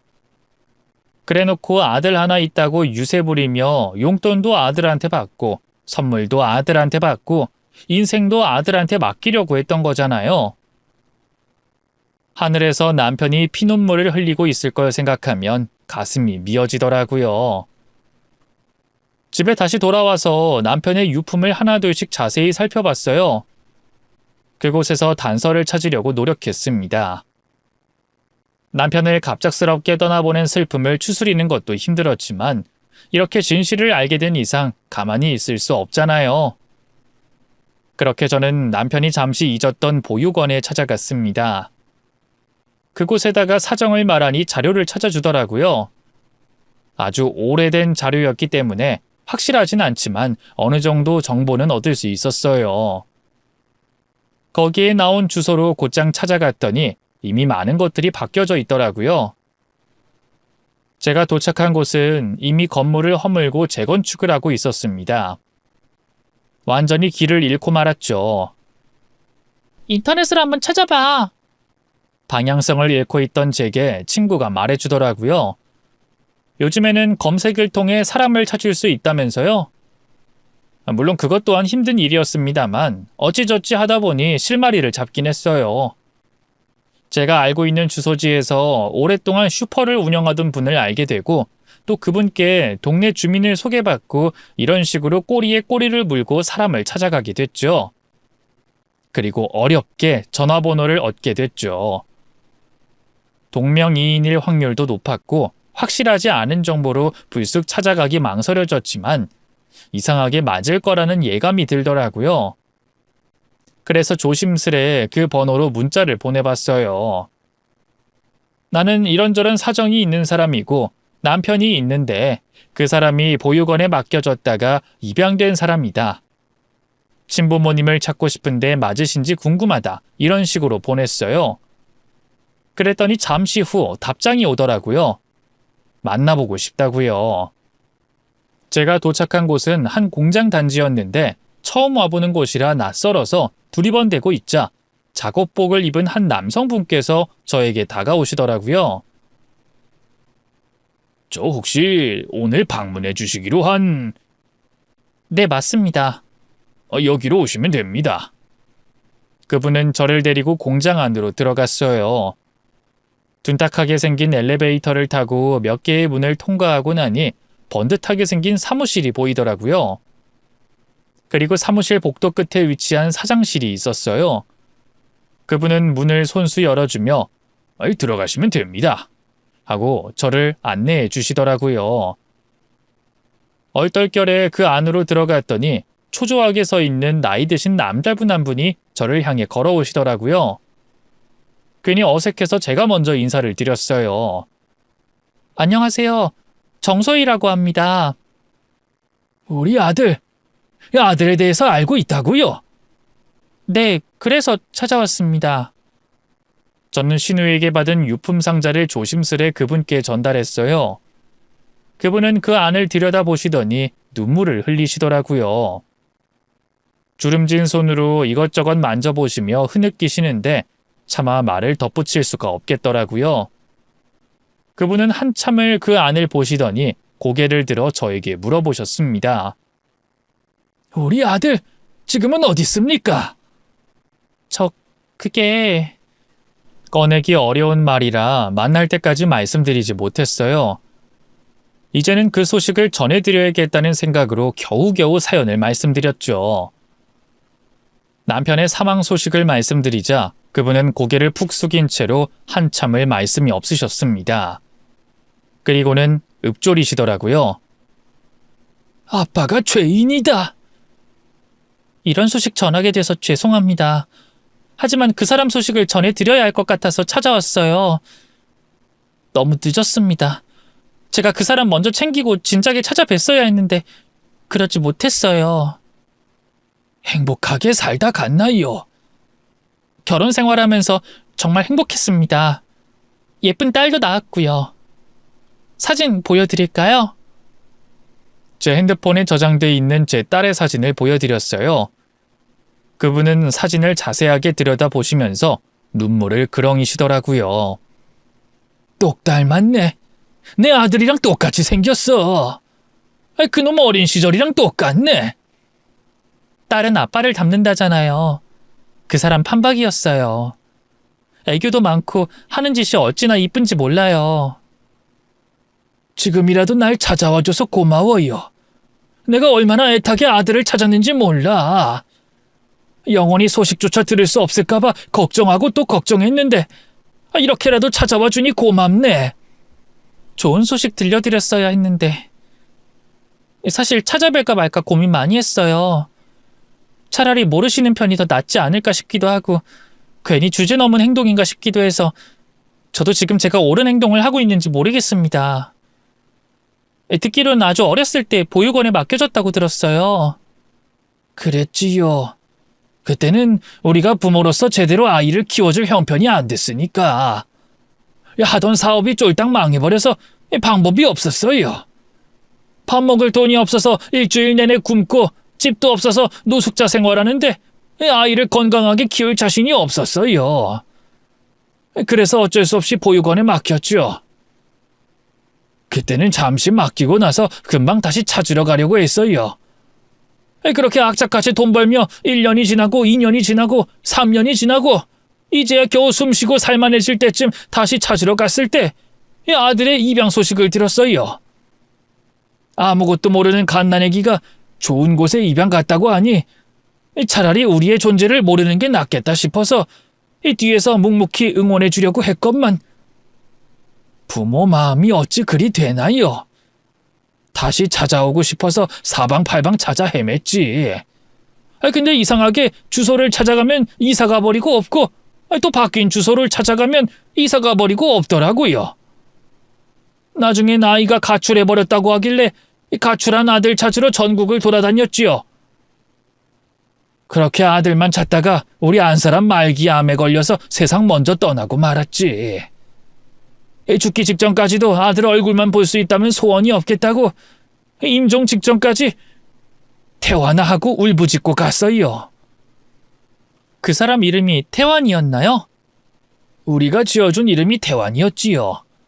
그래도 나는 죽기 전엔 얼굴 한번 보고 갈 수 있을 줄 알았는데 이제 와서 아들 녀석한테 좋은 거 해줄 수 있게 됐는데 너무 늦어버렸네요.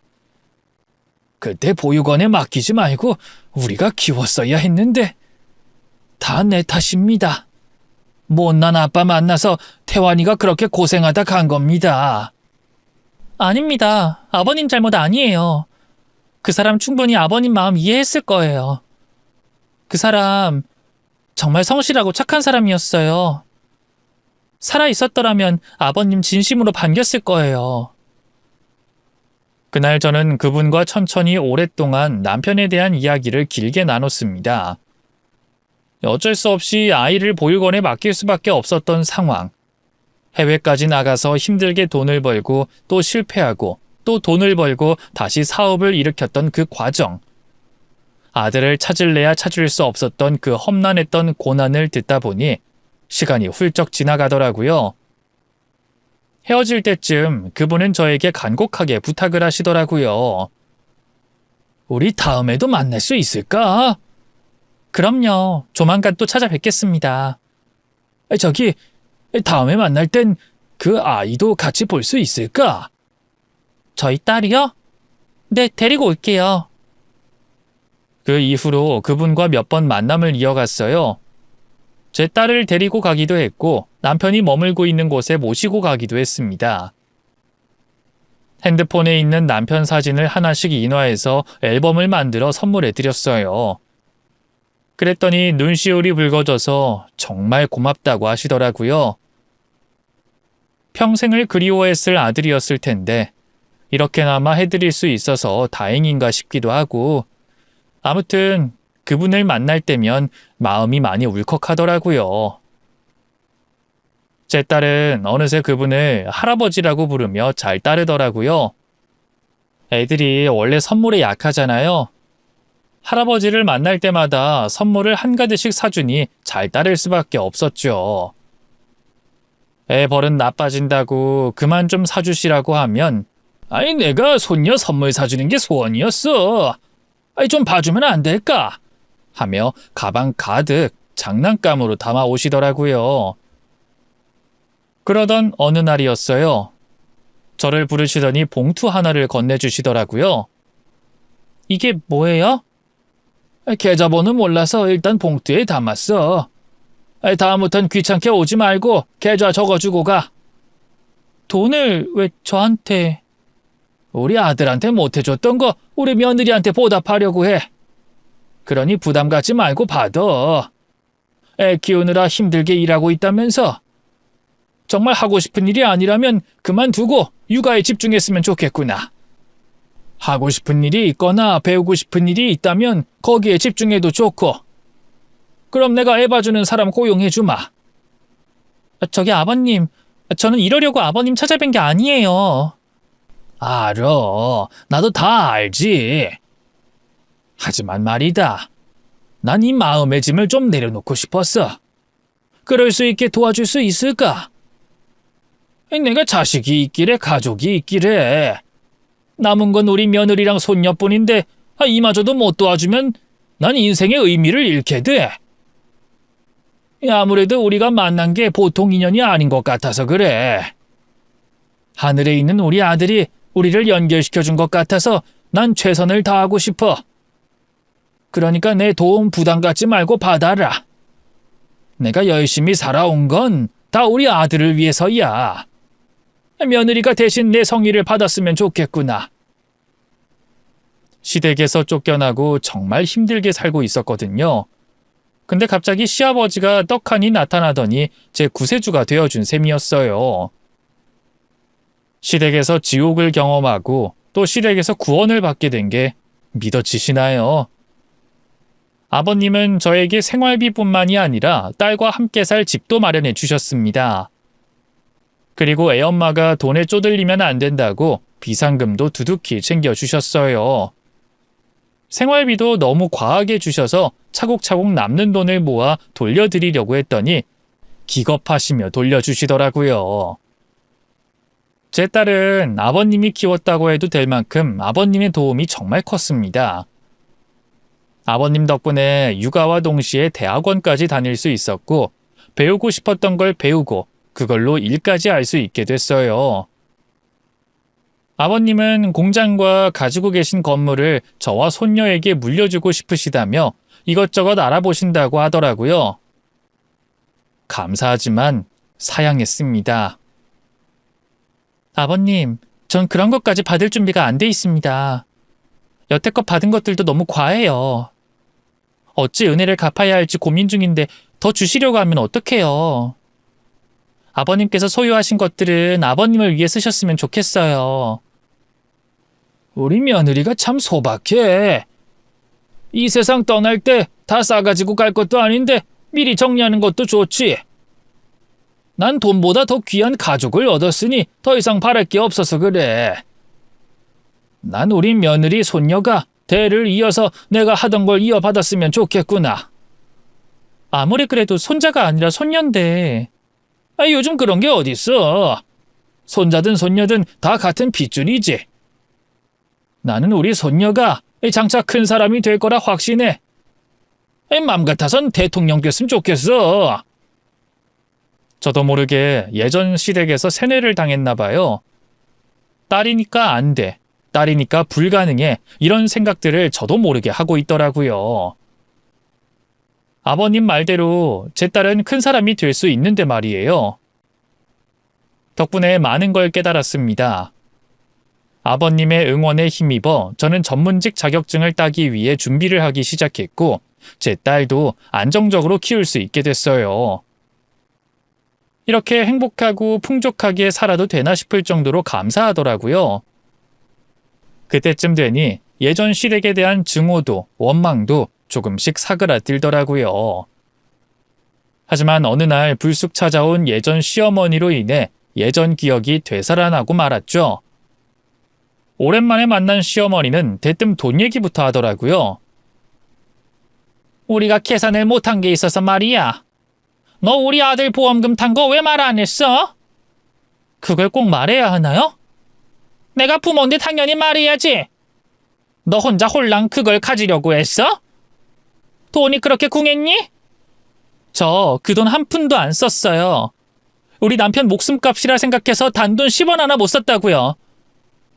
물론 그거 어머님께 드릴 수도 있어요. 하지만 괘씸해서 드리기 싫어요. 뭐? 너 지금 내가 괘씸하다 그랬어? 신부모도 아니면서 아들 착취했던 거 미안하지도 않아요? 그래놓고 보험금은 또 탐이 나셨나 봐요? 그동안 아들한테 용돈 받고 생활비 받고 선물까지 받았으면 미안해서라도 사죄해야지. 보험금까지 내놓으라뇨. 제정신이세요? 내가 친부모지 그럼 누가 친부모야? 보육원에서 입양하셨잖아요. 그래놓고 친부모가 찾았을 때 일부러 숨기셨잖아요. 도망 다니셨다면서요? 부끄럽지 않으세요? 우리 남편한테 친부모 얼굴 보여주는 게 그렇게 싫으셨어요? 그 사람은 무슨 죄예요? 살면서 한 번도 부모 얼굴도 못 보고 간 그 사람 불쌍하지도 않아요? 평생 친부모도 아닌 사람을 봉양하느라 인생 바치다가 간 사람이에요. 자기한테 마음 없는 거 알면서도 키워준 은혜 갚겠다고 최선을 다해 노력한 사람이라고요. 제발 좀 창피한 줄 아세요. 너 그건 어떻게 알았어? 누가 말해줬어? 제가 직접 그 사람 친아버지 찾았어요. 그분이 아들 찾으려고 인생을 바치셨대요. 찾으려고 하면 멀어지고 찾으려고 하면 사라져서 아들 얼굴조차 볼 수가 없었대요. 양심의 가책 같은 거 안 느껴지세요? 미안한 마음 안 드세요? 저랑 같이 그분한테 가서 사과드릴까요? 내가 왜? 버린 아들 잘 키워줬으면 그쪽이 오히려 나한테 감사해야지. 우리 아니었으면 길거리에 나 앉아서 얼어 죽었을 거야. 그 사람 지키지 못한 것 같아 미안해서 이렇게 가슴이 아픈데 어머님은 왜 이렇게 당당하세요? 키운 정이라도 있었으면 이렇게 냉정하진 않았을 거예요. 머릿속으로 보험금 계산하기 전에 아들한테 미안하다고 먼저 사과부터 했어야 하는 거 아니냐고요? 됐다. 보험금 됐으니까 앞으로 나한테 연락하지 마. 알았어? 시어머니는 전곡을 찔린 듯 불이 나게 상황을 마무리하고 뒤돌아가시더라고요. 그리고 얼마 후 무슨 일이 일어난 줄 아세요? 시어머니가 절 다시 찾아온 거예요. 저희 남편 친아버지가 엄청난 부자라는 소문을 어디서 들었는지 저한테 오셔서 돈 좀 줄 수 없겠냐고 묻더라고요. 글쎄 저더러 전해달래요. 그쪽한테 잘 좀 말해줄 순 없겠니? 어쨌든 사랑으로 키워주긴 했지만 그만큼 돈과 노력이 든 건 사실이니까. 여태껏 키워준 값을 달라는 게 아니라 이 성의 표시라도 좀 해주셨으면 해서. 비록 아들이 그렇게 된 건 안타깝지만 우리가 정성껏 키워준 건 사실이잖아. 그럼 어머님이 직접 가서 말씀드리세요. 왜 저한테 전달하라고 하세요? 좀 그렇잖아. 양부모가 괜히 돈 때문에 찾아왔다고 생각하실까봐 망설여지네. 맞잖아요. 돈 때문에 찾아오셨잖아요. 너는 무슨 말을 그렇게 하니? 너야말로 너무한 거 아니니? 아무리 인연이 끊어졌어도 네가 내 며느리고 네 딸이 내 손녀인 건 변하지 않는데 어떻게 나한테 연락 한 번을 안 해? 내가 생활비를 바란 것도 아니고 용돈을 바란 것도 아니다. 그저 우리 쪽이 힘들면 한 번쯤은 들여다보고 도움을 줬어야 하는 거 아니요? 제가 왜요? 엄동설안에 맨몸으로 며느리 쫓아낸 사람들을 제가 왜 도와야 하는 건데요? 어머님이야말로 저한테 빚진 거 있으시잖아요. 집 매매할 때 제가 돈 보탰는데 그것도 모른 척 하셨잖아요. 어디 한번 법으로 해볼까요? 그나마 예정 봐서 참은 거예요. 막말로 제가 힘들고 어렵게 살았으면 찾아오셨을 거예요. 무시하셨을 거잖아요. 전 어머님한테 줄 돈 없고 도움 드릴 마음도 없으니까 다시는 찾아오지 마세요. 피 한 방울 안 섞인 사람을 무슨 가족이라고 말이 되는 소리를 하세요. 불쾌하니까 당장 비키세요. 머릿속에 돈밖에 없던 시어머니는 그렇게 돈 때문에 저에게 아쉬운 소리를 하며 마지막으로 등을 돌리셨습니다. 그 후로는 마주칠 일이 없었어요. 저는 아직도 남편이 있는 곳에 딸을 데리고 자주 찾아가곤 합니다. 예전 시댁 식구들은 처음엔 자주 오는가 싶더니 지금은 발걸음이 끊긴 것 같았어요. 저와 딸만큼은 남편을 오랫동안 추모하고 기억하려고요. 지금 만약 살아 있었더라면 딸이 크는 걸 생생하게 지켜볼 수 있었을 텐데 그게 너무 아쉬워요. 자식이 커가면서 보여주는 소중한 장면을 저 혼자만 봐야 한다는 게 가끔은 가슴 아픕니다. 그래도 혼자서 씩씩하게 딸을 잘 키우고 있으니 걱정 말라고 한마디 해주고 싶네요. 언젠가 저도 남편이 있는 곳으로 갔을 때 당당하게 말하고 싶어요. 당신 없이 혼자서 딸 잘 키우고 당신 친부도 잘 모시고 왔다고. 이만하면 알찬 인생 살지 않았냐고요. 그때까지 열심히 살아보려 합니다. 많은 응원 부탁드려요. 저는 이만 줄이겠습니다. 여러분의 앞길에 항상 행복과 행운이 따르길 기원할게요. 안녕히 계세요.